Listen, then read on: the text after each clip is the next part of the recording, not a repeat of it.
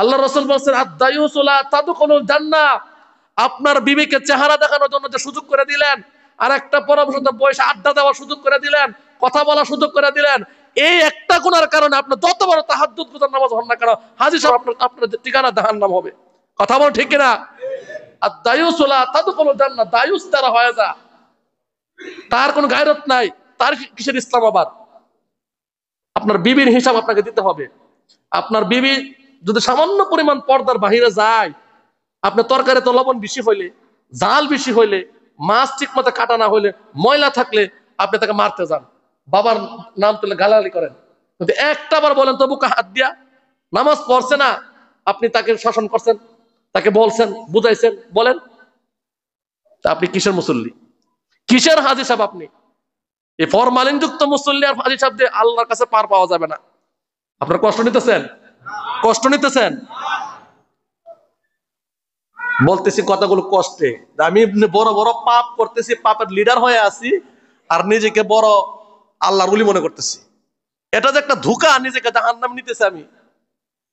সাহাবীরা জান্নাতের টিকিট পাওয়ার পরও হাওমা করে কান্না করতো, আল্লাহর নবী মনে হয় আল্লাহ আমাকে সবার আগে জাহান্নামে দিব, অথচ জান্নাতের টিকিট পাইছি, আল্লাহ বলেছে তোমরা জান্নাতে যাইবা, তারপর কান্নাকাটি করতো। আর আমরা দাউদ নবীর জমানার গুনার মতো হাজারো গুনাহ আমরা অবাধ্য হইতেছি, আল্লাহর পক্ষ থেকে শাস্তি আসে না বলে আল্লাহ যদি মিথ্যা কথা বলার সাথে সাথে জবানটা তালা মেরে দিত, যদি চুরি করার সাথে সাথে হাত পঙ্গু হয়ে যেত, আপনি আরেকজনকে অপবাদ দেওয়ার সাথে সাথে আপনি প্যারালাইসিস হয়ে যেত, এই শাস্তিগুলো তৎক্ষণাৎ হয়ে যেত, আমার মনে হয় একটাও আর খারাপ কাজ করার সুযোগ পাইতো না। কথা বল ঠিক কিনা?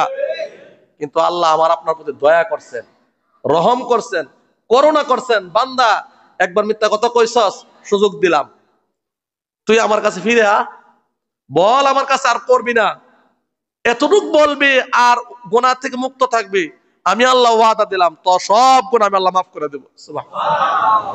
এটা উম্মতে মুহাম্মদের জন্য বিশেষ একটা নিয়ামত, গুনাহ করার পরে সুযোগ দেন কে? আল্লাহ। আপনি কিছু চাপা মারতে পারেন, কথা বলতে পারেন, যুক্তি তর্ক মেধা শক্তি আল্লাহ দিছে, কথা বলে নিজেকে সাধু সাধারণ কোন সুযোগ নাই। তোকে বললাম গুনাহ তো গুনাহ আর বড় ধরনের। এজন্য প্রিয় ভাইরা,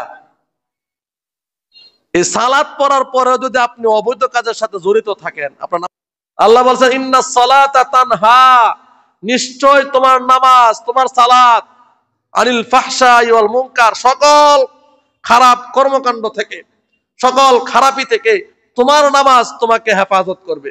সুবহানাল্লাহ বলেন। কার আদেশ?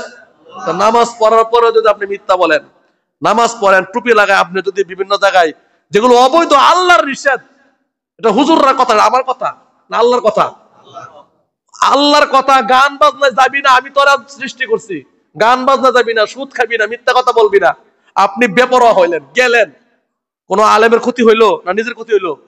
নিজের ক্ষতি হইলো। এটা বুঝেন না কেন? ওয়াজ দিতেছে এক জায়গায়, আর এক জায়গায় গান দিতেছে, গানের মধ্যে মুসলমানের সন্তান, এই পাড়ার মধ্যে গণলে 20 জন অন্য ধর্মের লোক, হিন্দু ধর্মের লোক পাওয়া যায় কিনা সন্দেহ আছে।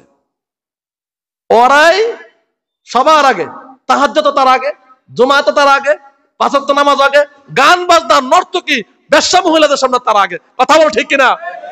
এই নামাজই আল্লাহর কাছে কবুল হবে না। এই জন্য সমাজ নষ্ট হইতেছে। আর এই সমস্ত লোক দ্বারা মাতবরি করা আর বিচার সালিশ করা সম্পূর্ণ হারাম।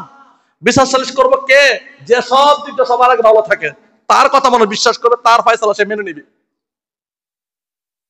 ইসলাম তাকে রাইট দিছে যে তার পরামর্শ নেও, তার কথা মতো জীবন ব্যবস্থা করো, সংসার চালাও। আল্লাহ পাক বোঝার তৌফিক দিয়ে সকলে বলে আমিন।